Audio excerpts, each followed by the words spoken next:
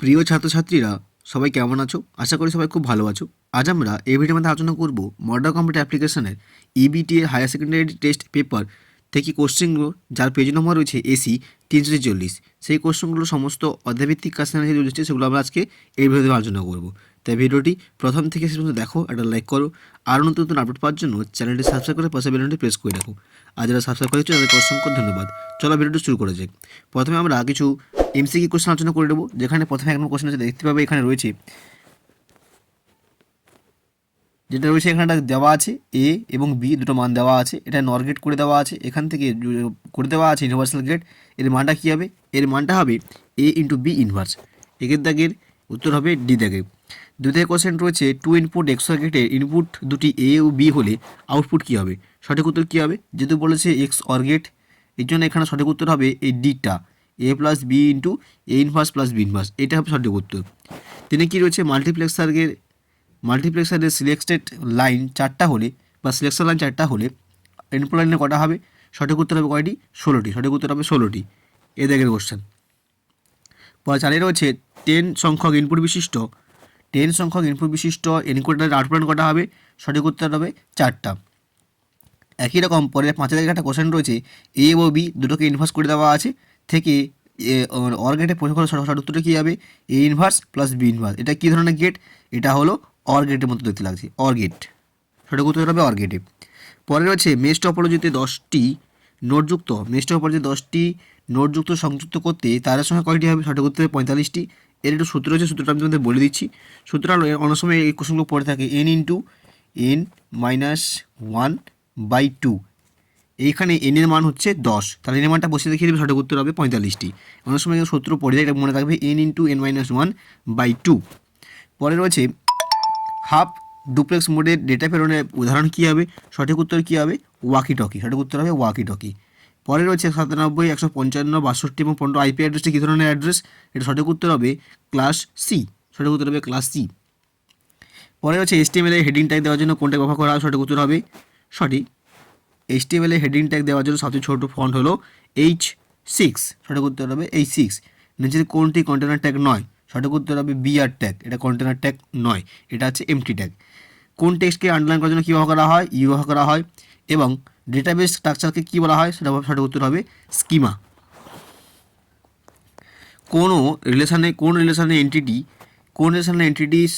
সংখ্যা 6 হলে অ্যাট্রিবিউট 4টি হলে রিলেশনে কার্ডিনালিটি কত হবে? সঠিক উত্তর হবে 6টি। অ্যাট্রিবিউট হলে হতো 4টা।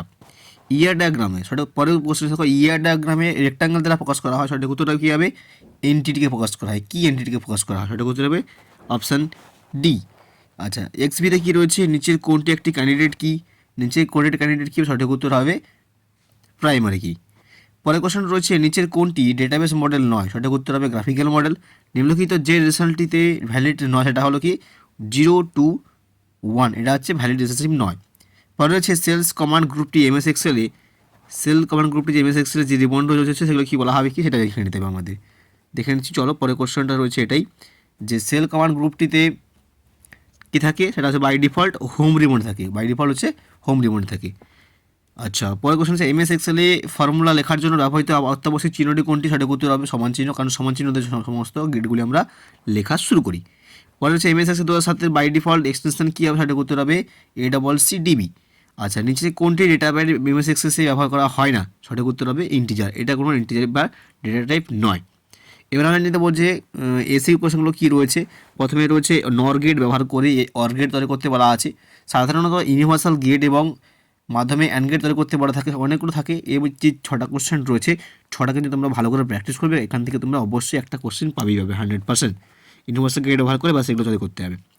পরে হচ্ছে ডিমাল্টিপ্লেক্সার গেট সেটা বলা হয়, বলা হয় কারণ কি? কারণ হচ্ছে কি, যে ডেটা ডিস্ট্রিবিউট ডিমাল্টিপ্লেক্সারে একটি মাত্র ইনপুট থাকে এবং একাধিক আউটপুট থাকে, তাই জন্য এটাকে বলা হয় কি? ব্যবহার করা হয় সিলেকশন লাইন। এই একটি মাত্র ইনপুটকে একাধিক আউটপুটে পাঠানোর জন্য সিলেকশন লাইন নির্দিষ্ট করে দেয় বা নির্ধারণ করে দেয় যে কোন আউটপুটে যাবে, এই জন্য এটাকে বলা হয় ডিস্ট্রিবিউটেড। আচ্ছা, পরের কোশ্চেন হচ্ছে এম ইন্টু ওয়ানে MUX সিলেকশন লাইন থাকলে M/S মধ্যে সম্পর্কটি লেখো, যেখানে কি M/1 এখানে কী হবে? 4/1 মাল্টিপ্লেক্সার। 2 ট্রুথ টেবিল করতে হবে। স্টার টপোলজি একটি অসুবিধা লিখতে বলা আছে, কারণ স্টার টপোলজি যদি আমাদের মেন কম্পিউটার যেটা যদি নষ্ট হয়ে যায়, পুরোটা বিকল্প হয়ে পড়ে। আপলিঙ্ক কাকে বলে? আচ্ছা, টিসিপি/আইপি পুরো নাম কি? টিসিপি পুরো নাম হচ্ছে ট্রান্সমিশন কন্ট্রোল প্রোটোকল। আচ্ছা, রিপিটারের কাজ কি? রিপিটারের কাজ এটা খুবই সহজ, কারণ তো কোনো ডেটা পাঠানোর সময় কিছু তো যাওয়ার পর ডেটাটি যখন ক্ষীণ হয়ে পড়ে তাকে সতর্ক করার জন্য রিপিটার ব্যবহার করা হয়। আচ্ছা, হাব এবং সুইচের মধ্যে পার্থক্য বলা আছে, দেখুন হাবের মধ্যে ডেটা নিরাপত্তা থাকে এবং সুইচের মধ্যে ডেটা নিরাপত্তা থাকে না। আচ্ছা, ইউআরএল পুরো নাম কি? ইউআরএল পুরো নাম হচ্ছে ইউনিফর্ম রিসোর্স লোকেটর। আচ্ছা, সিএসএমএ প্লাস সিডি পুরো নাম হচ্ছে কি? Career sense multiple access with collision detection. HTML টেবিলের ডেটা ইনসার্ট করার ট্যাগটি কী হতে পারে? সেটা হলো কি? টিডি ট্যাগ। আচ্ছা, এমটি ট্যাগ কাকে বলে? যে ট্যাগের শুরু আছে শেষ নেই তাকে বলা হয় এমটি ট্যাগ। এইচএ ট্যাগের কাজ কি? এইচএ ট্যাগের কাজ হচ্ছে হরিজেন্টাল রুল অথবা অনুভূমিক লাইন অঙ্কন করা। আচ্ছা, পরের কোশ্চেন হচ্ছে একটি ওয়েব পেজের ব্যাকগ্রাউন্ড কালার দেওয়ার সিনটেক্সটি কী হবে? সেটা হবে আইএমজি এসআরসি, সরি এটা বডি বিজি কালার, সরি হবে বডি বিজি কালার দিয়ে কিছু একটা দেওয়ার পরে শেষ করে দেবে। এইচটিএমএল H2 লেখার সিনটেক্সটি কী হবে? H2 লেখা হচ্ছে এসইউবি ব্যবহার করা হবে। এসইউবি কী হয় যদি বলে দিচ্ছি আমি। প্রথমে লিখবে এইচ দিয়ে শুরু করবে এসইউবি দিয়ে, তারপরে আবার লিখবে 2 দিয়ে আবার এসইউবি শেষ করে দেবে, ঠিক আছে। আচ্ছা, পরে রয়েছে ডিবি এর কাজ কি? ডিবি এর কাজ হচ্ছে ডেটা নিরাপত্তা প্রদান করা। ডিবিএমএসের একটা অসুবিধা কী হতে পারে? ডিবিএমএসের অসুবিধা হচ্ছে কোনো ব্যাকআপ ফাইল নেওয়ার আগে যদি অসুবিধা হয়ে যায় তাহলে কি ডেটাগুলি হারিয়ে যেতে পারবে, নষ্ট হয়ে যেতে পারে। আচ্ছা, কীগুলো সবগুলো পড়ে নেবে? ফরেন কি এখানে দেওয়া আছে, কীগুলো সবগুলো পড়ে নেবে। এমএস এক্সেলে A1 সেল থেকে A10 সেলের মধ্যে মানগুলোর যোগফল কীভাবে নির্ণয় করবে? সেটা ব্যবহার করা হবে সাম ইজিক্যাল টু সাম ব্যবহার করবে। সাম ব্যবহার করলে এটা যুক্ত হয়ে যাবে। আচ্ছা, এক্সেলের রাউন্ড ফাংশনের কাজ কি? দশমিক সংখ্যা নির্ণয় করা। এমএস এক্সেসে ম্যাক্রোর কাজ কি? ম্যাক্রোর কাজ হলো ধারাবাহিকভাবে কোনো ডেটাকে কপি করে রাখা। এবং কোয়ারি বলতে হচ্ছে কোয়ারি হলো এক ধরনের অনুসন্ধান পদ্ধতি যার সাহায্যে আমরা কোনো গুরুত্বপূর্ণ ডেটাগুলোকে খুঁজে পেতে সাহায্য করে। এবার আমরা জেনে নেব যে চার দাগ যেটা রয়েছে ফোরেন্ডার মাল্টিপ্লেক্সার এবং হাব ব্যবহার করে ট্রুথ টেবিল এবং ফুল এডার দুটো আমি এখানে 3 দাগ 4 দাগ 5 দাগ পর্যন্ত কোশ্চেনগুলোকে আমি এখানে উত্তর করে দিয়েছি। চলো দেখে নেওয়া যাক। দেখো এখানে 3 দাগের এ যেখানে আছে ফোর ইন্টু মাল্টিপ্লেক্সার কোশ্চেনটা ছিল, ফোরেন মাসলে এখানে করে দিয়েছি আমি কীভাবে করবে আমি এখানে বলে দিয়েছি একবার। প্রথমে তারা একটা ব্লক ডায়াগ্রাম অঙ্কন করবে, এরপরে প্রত্যেকটাকে ইনপুট নিয়ে নেবে, যেহেতু বলছে 4x1 মানে 4টা ইনপুট এবং একটি আউটপুট, এভাবে তোমরা নেবে। তারপরে একটা আউটপুট রয়েছে, সিলেকশন লাইন আমি দুটো S1 এবং S0, পথে একই রকমভাবে এখানে লিখবে ইনপুট আউটপুট লিখবে, এবার নিচে সিলেকশন লাইন বলে লিখে সাইডে নিয়ে দেবে, ঠিক আছে। এবার করবে ট্রুথ টেবিলের মধ্যে যেহেতু এখানে সিলেকশন লাইন রয়েছে তাই প্রথমে লিখবে কন্ট্রোল লাইন এবং তারপরে লিখবে আউটপুট, যেভাবে সাজানো হয় S1 এখানে মাথায় আমি প্রথমে কিন্তু তোমাদেরকে S1 লিখতে, তারপরে S0 লিখবে, তারপরে 0 0 0 1 1 0 1 1 লেখার পরে আউটপুট হিসেবে I0 I1 I2 I3 লিখে দিলে। এবার লিখবো আমরা এক্সপ্রেশন লেখা হবে কি? ওয়াই সমান লেখা হবে, আউটপুটটা এখানে লেখা হবে, যেহেতু এখানে আউটপুট লিখতে হবে তার জন্য কীভাবে লেখা হবে বলে দিচ্ছি আমি এখানে। প্রথমে তাহলে এখানে হচ্ছে S1 এবং S0 লেখা হবে, যখন যেখানে শূন্য থাকবে সেগুলো হবে ইনভার্স, যখন 1 থাকবে তখন সেগুলো হবে নর্মাল লেখা হবে। তাহলে এখানে প্রথমে I0তে কী আছে? S0তে শূন্য আছে, তাহলে লেখা হবে কি S1 ইনভার্স S0 ইনভার্স এবং I0 সঙ্গে থাকবে। পরেরটা একরকম লেখা হবে S1 ইনভার্স S0 এবং I ইনভার্স, এভাবে পুরোটাকে যুগ অবস্থা লিখেছি। লেখার পরে চলে যাবে নিচে, সেটাকে কীভাবে সাজাতে হবে, যেখানে দেখো দুটো ইনপুট রয়েছে S1 এবং S0, যেহেতু এখানে দুটো ইনপুট লিখে দিয়েছি, সঙ্গে সঙ্গে নট গেটও করে দিয়েছি আমি এখানে, দিয়ে এক এক করে টেনে দেবে, সঙ্গে I0 I1 I2 এবং I3কে আলাদা আলাদা করে লিখে সাইডে সবগুলোকে একসঙ্গে যোগ করে দিলেই উত্তরটা কমপ্লিট হবে, ঠিক আছে। এটা এখন বলেছে হাব এটা ব্যবহার করে একটি ফুল হেডার তৈরি করতে বলা আছে। তাহলে এখানে হাব এটা ব্যবহার করে বলা আছে, মানে দুটি হাব এটা বলা আছে, তাহলে একই রকম কোশ্চেন উত্তরটা একটি হবে কি? ফুল হেডার করলেই হবে এখানে। তাহলে ফুল হেডার করার জন্য প্রথমে আমাকে করতে হবে ব্লক ডায়াগ্রাম আমি করে দিচ্ছি। এখানে ছোটো ঘর করবে, যেখানে ইনপুট রয়েছে 3টা X Y CI মনে হচ্ছে ক্যারি ইন এবং সাম ও ক্যারি CO মনে হচ্ছে ক্যারি আউট, এটা কিন্তু লিখে দেবে সাইডে, CI মানে ক্যারি ইন এবং CO মানে হচ্ছে ক্যারি আউট। লেখা বোর্ড করে দিয়ে এখানে ট্রুথ টেবিলটা করবে। ট্রুথ টেবিলটা যেখানে করে যেটা আছে দেখো যে X Y CI এবং সাম ও ক্যারি যেভাবে সাজিয়ে নিয়েছি 0 0 0 0 1 এভাবে সাজাবে, অথবা কী করতে পারো 4টা 0 4টা 1 2টো 0 2টো 1 2টো 0 2টো 1, অথবা একটা 0 একটা 0 বলে সাজিয়ে দেবে, মোট একটা ঘর হবে। এরপরে যেগুলোকে যোগ করতে হবে যেগুলোকে এক করে করে নেবে, যেগুলো আমি এখানে করে দিয়ে বসিয়ে দিয়েছি, তোমরা দেখতে পাচ্ছ এখানে যেগুলো করে দেওয়া আছে। না বুঝতে পারা যদি বুঝতে পারো নি তাহলে আমাকে কমেন্ট করে জানাও, আমি এটাকে ভিডিও করে দেখাবো তোমাদের যে কীভাবে এটা তোমাদের করতে হবে। এক্সপ্রেশনটা লেখা আছে দেখো, এক্সপ্রেশনটা একই রকমই উপরে যেরকম মাল্টিপ্লেক্স করেছিলাম, যে প্রথমে সামনের ঘরে যতগুলো 1 আছে, কতগুলো 1 আছে 1 2 3 4টা, এই 4টা 1কে আমি এখানে লিখেছি।